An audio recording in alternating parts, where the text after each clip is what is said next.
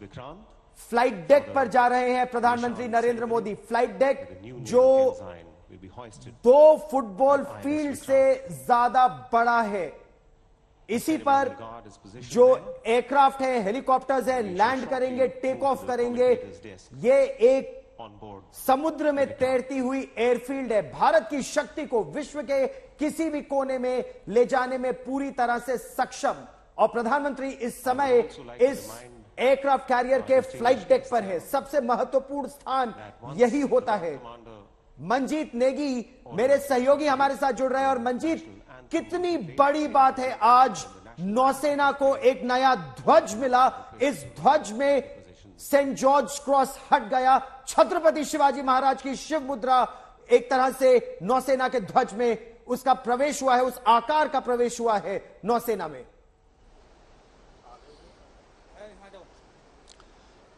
गौरव, 2 बड़ी चीजें प्रधानमंत्री ने जिस तरह से कहा कि वो नौसेना के निशान को शिवाजी महाराज को समर्पित करते हैं, क्योंकि सालों से हम जो ब्रिटिश आर्मी की परंपरा को मानते हुए आ रहे थे, उनके निशान इस्तेमाल कर रहे थे, उसमें बड़ा बदलाव किया गया। और अब प्रधानमंत्री INS विक्रांत पर की कमीशनिंग कर रहे हैं, उसके जो पट्टिका है उसका अनावरण करेंगे। तो ये 2 चीजें अपने आप में कई मायने, और इसीलिए प्रधानमंत्री का जो भाषण हमने सुना वो पूरी तरह से वो जोश से खुद भी भरे हुए थे। और लगातार उन्होंने मेक इन इंडिया की बात की। उन्होंने कहा कि विक्रांत सिर्फ एक एयरक्राफ्ट करियर नहीं है, एक युद्धपोत नहीं है, बल्कि वो 21वीं सदी में भारत की जो मंजीत, ये तस्वीरें देखिए, ये तस्वीरें कितनी महत्वपूर्ण है। ये एलिवेटर है, लिफ्ट है एयरक्राफ्ट कैरियर की, और इसी लिफ्ट में हैंगर से विमान को ऊपर लाया जाता है फ्लाइट डेक पर। और प्रधानमंत्री नरेंद्र मोदी उसी लिफ्ट से, नौसेना अध्यक्ष उनके साथ है, flag officer commanding in chief western naval command उनके साथ है, इस युद्धपोत के कैप्टन उनके साथ है। और प्रधानमंत्री नरेंद्र मोदी अब उस एलिवेटर में ऊपर आ रहे हैं। और देश के लिए एडमिरल आनंद, ये संभवतः वो पहला मौका है। नेवल सल्यूट, नेवी का सल्यूट, आर्मी और एयरफोर्स के सल्यूट से कितना अलग प्रधानमंत्री नरेंद्र मोदी ने नेवल सल्यूट किया। कितनी बड़ी बात है ये पूरे देश के लिए। INS विक्रांत आज राष्ट्र को समर्पित होगा। एडमिरल आनंद, हमारे देश के लिए कि प्रधानमंत्री खुद इसका कमीशनिंग कर रहे हैं और अभी फ्लाइट डेक पे आ गए। फ्लाइट डेक पे प्रधानमंत्री, देखिए यहीं से जो लड़ाकू विमान है इस समय MiG-29K, यहीं से टेक ऑफ करेंगे, यहीं पर लैंड करेंगे। और बहुत कठिन होता है एक चलते हुए युद्धपोत पर। आप इमेजिन कीजिए, आप कल्पना कीजिए कि युद्धपोत सागर की लहरों पर चल रहा है, तैर रहा है, और उस पर चलती हुई एयरफील्ड पर विमान को लैंड कराना एडमिरल आनंद बहुत कठिन होता है, क्योंकि आपको अपनी विमान की स्पीड कैलकुलेट करनी होती है, जहाज की स्पीड कैलकुलेट करनी होती है, जो पिच और यॉ है, मतलब जो जहाज का टेढ़ा मेढ़ा हिलना, वो सब कैलकुलेट करके फिर लैंड कराना होता है। बहुत कठिन, बहुत ही प्रोफेशनल काम होता है, और इसको बड़े ध्यान से किया जाता है। मैं बिल्कुल आपकी बात से सहमत हूँ कि एक मूविंग एयरफील्ड के ऊपर, जो कि रोल और पिच जहाज, जो समुद्र रोल और पिच जहाज होते हैं, उसके होते हुए भी एयरक्राफ्ट पहले आता है और उसके बाद लैंड करता है। ये बहुत ही प्रोफेशनल और बहुत ही तकनीकी भरा काम होता है। And it's a very proud thing, बहुत ही प्राउड थिंग है कि भाई इस लिहाज का एयरक्राफ्ट कैरियर हमने बनाया है।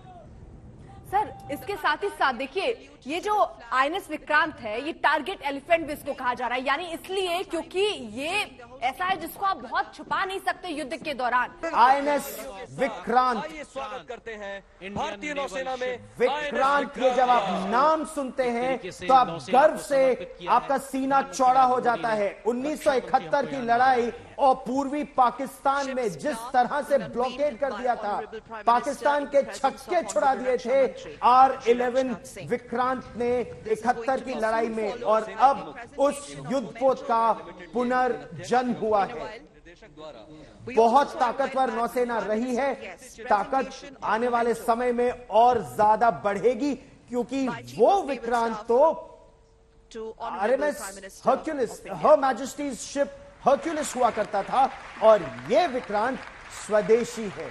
भारत में बना विक्रांत R11, 43,000 टन डिस्प्लेसमेंट। प्रधानमंत्री जी को भारत का जो स्वप्न है वो जो अगला होगा संभवतः आने वाले समय में INS विशाल वो 65,000 टन डिस्प्लेसमेंट का होगा, यानी इससे भी और बड़ा, क्योंकि भारत के पास शक्ति भी है और ज्ञान भी है। जैसा प्रधानमंत्री नरेंद्र मोदी ने कहा कि इस युद्धपोत का जो इस्पात है, स्टील है, वो भी भारत में बना। Steel authority of India limited, DRDO ने इसकी मेटलर्जी की, क्योंकि विदेशी ताकतें हमको इतना ताकतवर इस्पात देने को तैयार ही नहीं थी, इतना मजबूत इस्पात देने को कोई विदेशी ताकत तैयार नहीं थी। लेकिन भारत ने कहा हम ये खुद करेंगे। अलग अलग स्मृति चिन्ह, मेमेंटोस जो है प्रधानमंत्री नरेंद्र मोदी, विक्रांत R11 ये नंबर है इस शिप का। एडमिरल आनंद, ये नंबर कितना मायने रखता है R11? जब ये नंबर आप देखें तो कितना सीना गर्व से चौड़ा हो जाता है। बिल्कुल बिल्कुल। और ये जैसे प्रधानमंत्री साहब ने कहा था कि भाई हमने 1971 में इसी विक्रांत ने उधम मचाया था, इतना बड़ा रोल किया था, उसका भी नंबर R11 था। रक्षा मंत्री ने कहा था कि जहाज हमेशा जिंदा रहते हैं, तो ये वही पुनर्जन्म है और इस R11 की सैंक्टिटी बहुत हाई है। R11 की सैंक्टिटी बहुत हाई है, इसका महत्व बहुत है, सम्मान बहुत है। प्रधानमंत्री हाथ हिलाकर, अब ये डॉर्नियर विमान है, maritime reconnaissance aircraft, surveillance aircraft और इमरजेंसी में अगर कुछ लोगों को इधर से उधर ले जाना हो या इवैक्यूएशन करना हो, जहां पर एयरफील्ड मौजूद हो, डॉर्नियर विमान, ये भी मंजीत कितनी बड़ी बात है कि भारत आज बहुत ज्यादा स्वदेशी का प्रदर्शन यहां पर कर रहा है, और ये भारत की सैन्य क्षमता पूरा विश्व देख रहा है इस समय।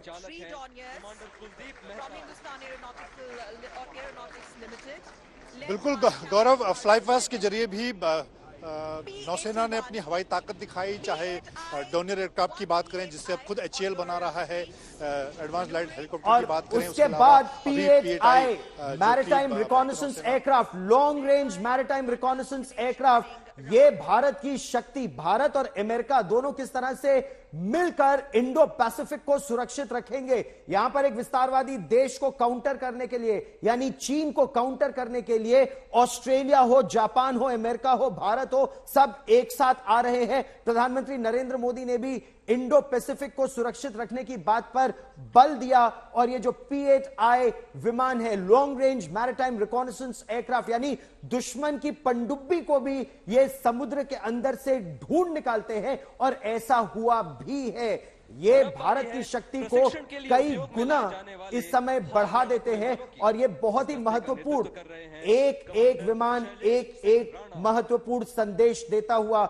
एडमिरल आनंद, P8Is की अगर हम बात करें तो बहुत महत्वपूर्ण संदेश उन विमानों के डिस्प्ले से भी, और ये सब जब इनकी टेक्नोलॉजी मिलती है तो कितनी शक्ति बढ़ जाती है। ये एयरक्राफ्ट कैरियर और वो P8I और वो पनडुब्बियां। बिल्कुल गौरव में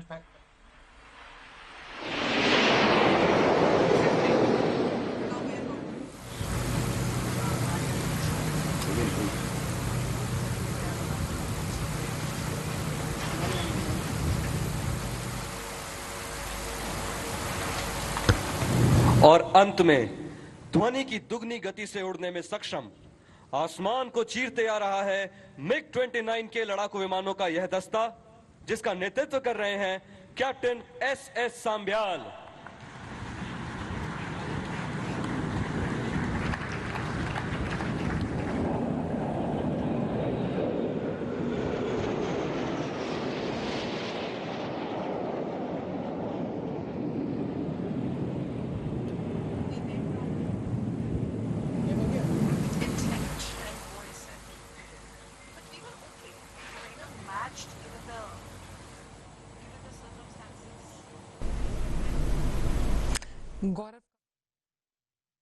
हम तस्वीरों में देख रहे हैं, और जो भी हिंदुस्तानी इस वक्त इन तस्वीरों को देख रहा होगा, जाहिर तौर पर उसका सीना जो है वो चौड़ा हो रहा होगा। 76% शुद्ध ये स्वदेशी निर्माण इसमें हुआ है। पहले जब ये आइडिया लाया गया था तब इसका रेशियो 60 और 40 का रखा गया था, यानी 60% ये स्वदेशी इसमें सामान का इस्तेमाल होगा और 40% यहां बाहर से विदेशों से सामान मंगाकर इसका निर्माण करना था। लेकिन रूस ने एंड वक्त पर जो खास तरह के स्टील इसमें देने होते हैं उसको नहीं दिया, जिसके बाद 2 साल इसका काम रुक गया। बाद में फिर भारत ने अपनी क्षमता को और पहचाना, अपनी चीजों को और बेहतर करके उस स्टील का निर्माण भी किया।